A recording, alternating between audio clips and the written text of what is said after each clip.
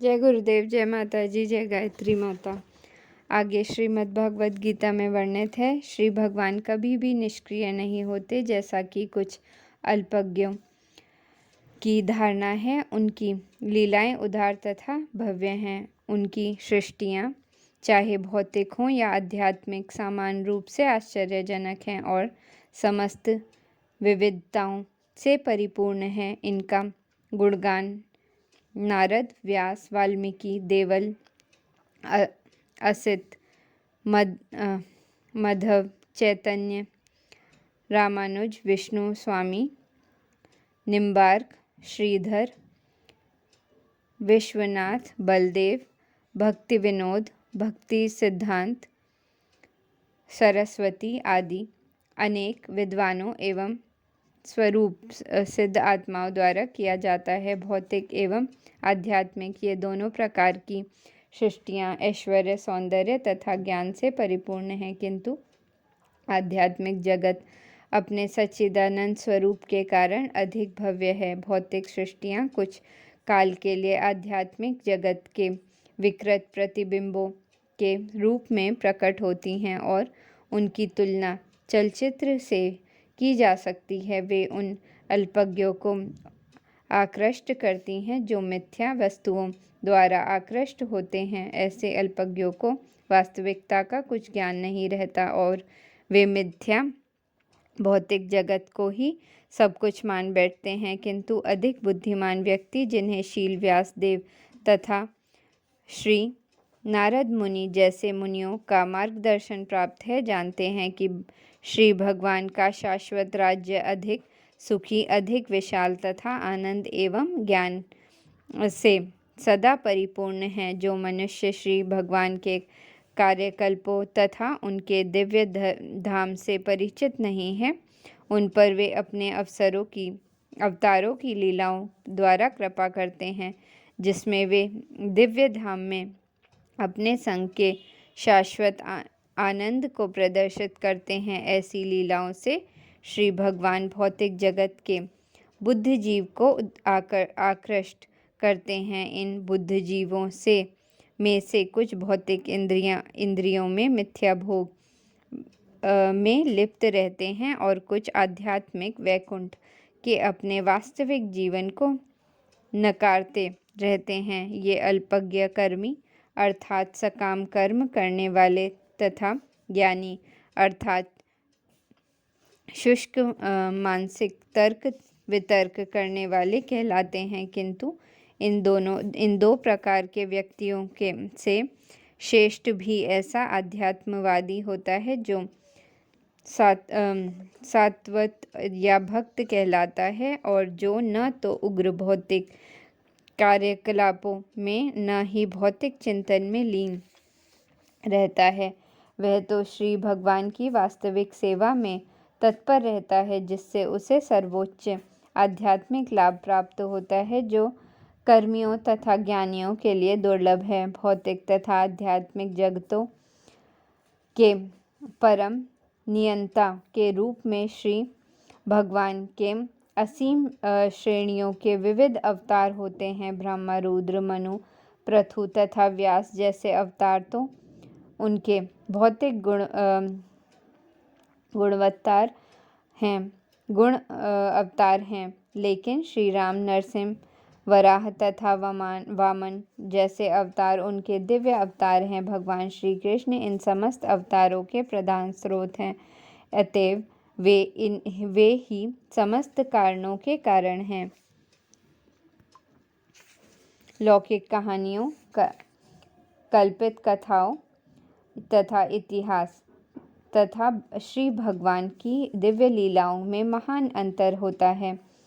समग्र ब्रह्मांड के इतिहास श्री भगवान के अवतारों की लीलाओं से भरे हुए हैं। रामायण, महाभारत तथा पुराण विगत युगों के इतिहास है जिनमें श्री भगवान के अवतारों की लीलाओं के अभिलेख हैं। अतः बारंबार पढ़ने पर भी वे नए के नए लगते हैं।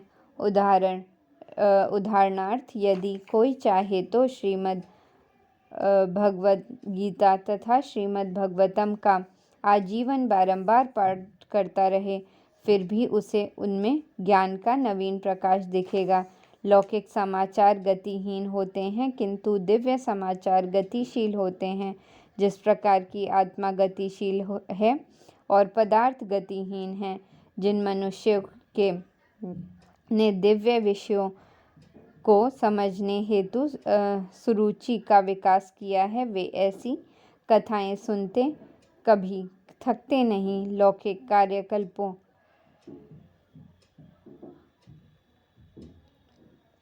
लौकिक कार्यकलापों से मनुष्य शीघ्र उब जाता है, किंतु दिव्य या भक्तिमय कार्यकलापों से कभी बोरियत नहीं होती। उत्तम श्लोक से साहित्य की ओर संकेत करता है, जो अज्ञानता में के निमित्त नहीं है। लेकिन लौकिक साहित्य तो तमोगुणी होता है, किंतु आध्यात्मिक साहित्य बिल्कुल अलग होता है। दिव्य साहित्य तमोगुण से परे होता है और इसे ज्यों-ज्यों और पढ़ा जाता है, त्यों-त्यों यह अधिक प्रकाशवान बनता जाता है तथा इस दिव्य विषय की अनुभूति और अधिक हो जाती है। तथा कथित मुक्त व्यक्ति अहम ब्रह्मास्मि शब्दों को बारंबार उच्चारित करते हुए संतुष्ट नहीं होते। ब्रह्म की ऐसी कृत्रिम अनुभूति उबाऊ है, फलत वे भी वास्तविक आनंद उठाने हेतु श्रीमद् भागवतम की कथाओं की ओर मुड़ते हैं। जो मनुष्य इतने भाग्यशाली नहीं हैं, वे परार्थवाद और दुनियावी परोपकार की ओर मुड़ते हैं। इसका अर्थ यह हुआ कि मायावाद दर्शन लौकिक है, जबकि श्रीमद् भागवत गीता और श्रीमद् भागवतम का दर्शन दिव्य है। श्री कृष्ण या श्री भगवान पर मानव विकास तथा पशु विकास के सिद्धांत लागू नहीं होते।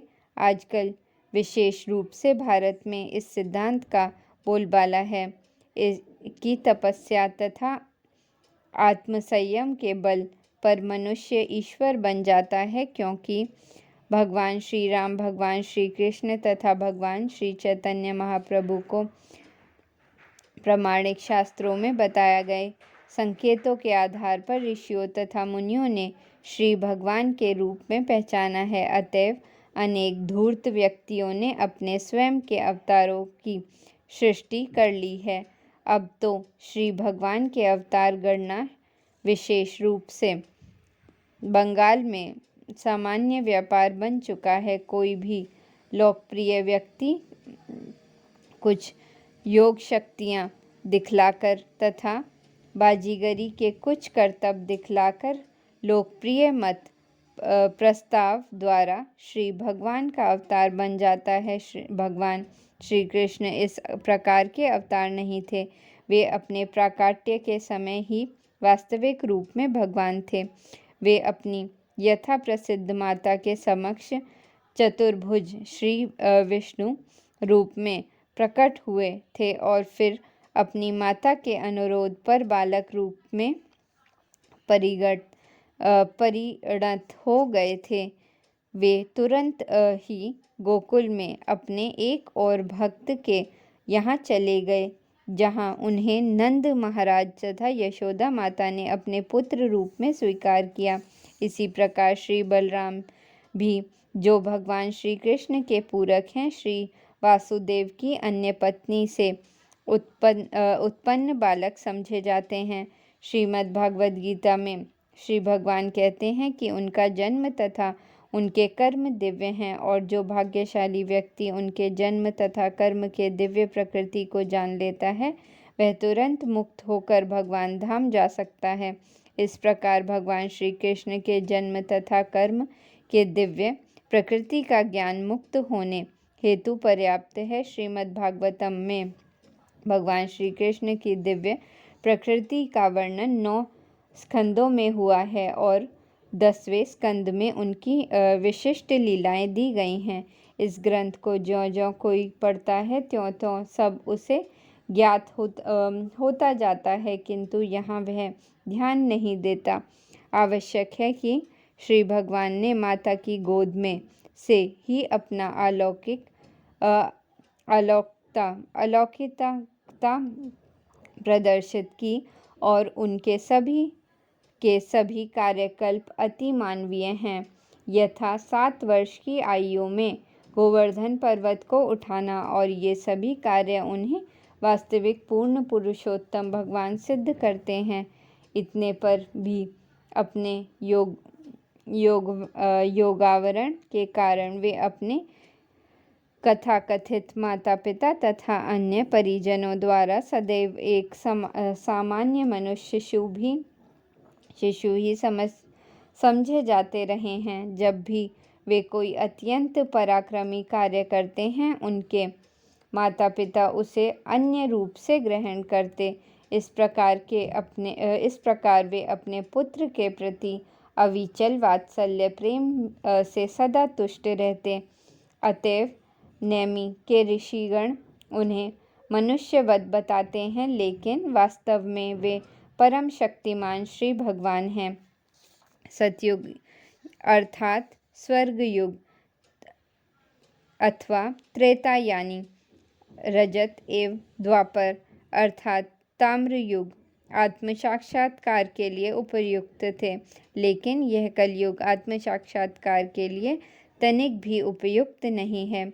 सत्य युग में 1 लाख वर्ष की उम्र वाले मनुष्य आत्म साक्षात्कार के लिए दीर्घकालीन ध्यान करने में समर्थ थे, तथा त्रेता युग में जब जीवन की अवधि 10,000 वर्ष की थी, तो महान यज्ञों के अनुष्ठान से आत्म साक्षात्कार प्राप्त किया जाने लगा, और द्वापर युग में जब जीवन अवधि 1,000 वर्ष की हो गई, तो श्री भगवान की पूजा द्वारा यह आत्म साक्षात्कार प्राप्त किया जाने लगा। किंतु इस कलयुग में अधिकतम जीवनावधि मात्र 100 वर्ष की है, और वह भी कठिनाइयों से भरी है। अतः इसमें आत्म साक्षात्कार के लिए जिस विधि की संस्तुति की गई है, वह है श्री भगवान के पवित्र नाम, यश तथा उनकी लीलाओं का श्रवण और कीर्तन करना। नैमिषारण्य के ऋषियों ने यह विधि ऐसे स्थान में आरंभ की जो भक्तों के लिए ही था। उन्होंने 1,000 वर्ष की दीर्घ अवधि तक श्री भगवान की लीलाएं सुनाने हेतु अपने आप को तैयार किया था। इन ऋषियों के उदाहरण से हमें यह सीखना चाहिए कि श्रीमद्भागवतम का नियमित श्रवण तथा कीर्तन ही आत्म साक्षात्कार का एकमात्र साधन है। अन्य सारे प्रयास समय के अव्यय मात्र हैं, क्योंकि उनसे कोई लाभप्रद परिणाम नहीं निकलता। भगवान श्री चैतन्य महाप्रभु ने भागवत धाम की इस पद्धति का प्रचार किया और निर्देश दिया कि भारत भूमि में जन्म लेने वालों का यह दायित्व है कि वे भगवान श्री कृष्ण के संदेशों का प्रमुख रूप से श्रीमद् भगवद गीता के संदेश का प्रचार प्रसार करें। जब कोई श्रीमद् भगवद गीता की शिक्षाओं को ठीक से समझ जाए, तो उसे चाहिए कि आत्म साक्षात्कार के लिए अधिक प्रकाश प्राप्त करने हेतु श्रीमद् भागवतम का अध्ययन करे। कलयुग मानव जाति के लिए अत्यंत खतरनाक है। यह मानव जीवन को आत्म साक्षात्कार के ही निमित्त मिला है, किंतु इस युग की करालता के कारण लोग जीवन के लक्ष्य को पूरी तरह भूल चुके हैं। इस तरह के इस युग में आयु क्रमश घटती जाएगी। मनुष्य अपनी स्मृति, कोमल भावनाएं, बल तथा उत्तम गुण खो देंगे। इस युग की विषमताओं की सूची इस ग्रंथ के 12वें स्कंद में दी गई है। अतः जो मनुष्य इस जीवन का उपयोग आत्म साक्षात्कार के लिए करना चाहते हैं, उनके लिए यह युग अत्यंत दुष्कर है। मनुष्य इंद्रिय तृप्ति में इतने अधिक व्यस्त हैं कि वे आत्म साक्षात्कार को पूर्ण रूप से भूल चुके हैं। पागलपन से वशीभूत वे बेहिचक कहते हैं कि आत्म साक्षात्कार की कोई आवश्यकता नहीं है, क्योंकि वे यह नहीं समझते कि यह संक्षिप्त जीवन आत्म साक्षात्कार की विशाल यात्रा का एक क्षण मात्र है। समूची शिक्षा पद्धति इंद्रिय तृप्ति की ओर उन्मुख है, और यदि कोई विद्वान इस पर थोड़ा भी सोचे तो यह देखेगा कि इस युग के सभी बच्चों को जानबूझकर तथाकथित शिक्षा रूपी शालाओं में भेजा जा रहा है। अतएव विद्वानों पुरुषों को इस युग के प्रति सचेष्ट रहना है, और यदि वे इस भयंकर कलयुग रूपी समुद्र को पार करना चाहते हैं तो उन्हें नेमी के ऋषियों के पद चिन्हों का अनुसरण करना चाहिए और शील सूत गोस्वामी या उनके प्रामाणिक प्रतिनिधि को नाव के कर्णधार के रूप में स्वीकार करना चाहिए। वह नाव श्रीमद् भागवतम या श्रीमद् भगवद गीता के रूप में भगवान श्री कृष्ण का संदेश ही है। धर्म मूल रूप से साक्षात श्री भगवान द्वारा स्थापित आचार संहिता है। जब भी धर्म के सिद्धांतों का दुरुपयोग होता है या उनकी उपेक्षा की जाती है तो धर्म की स्थापना करने हेतु श्री भगवान स्वयं अवतरित होते हैं। उनका उल्लेख श्रीमद् भगवद गीता में किया गया है। यहाँ पर नेमी के ऋषि मुनि इन्हीं सिद्धांतों के विषय में जिज्ञासा कर रहे हैं। इस प्रश्न का उत्तर आगे दिया गया है। श्रीमद् भागवतम श्रीमद् भगवान का दिव्य वाणी स्वरूप है। इस प्रकार यह दिव्य ज्ञान एवं धर्म का पूर्ण स्वरूप है। इस प्रकार श्रीमद् भागवतम के प्रथम स्कंद के अंतर्गत मुनियों की जिज्ञासा नामक प्रथम अध्याय के भक्ति वेदांत तात्पर्य पूर्ण हुए। जय गुरुदेव, जय माता जी, जय गायत्री माता।